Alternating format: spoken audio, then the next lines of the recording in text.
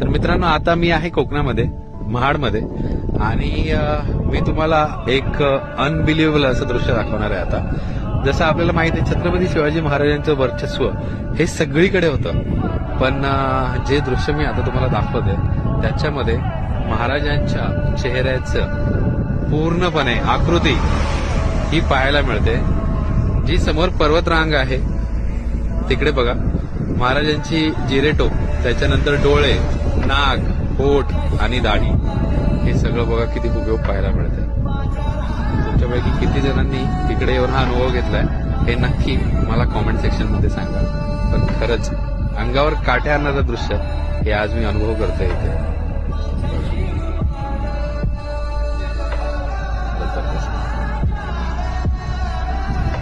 आहे की नाही?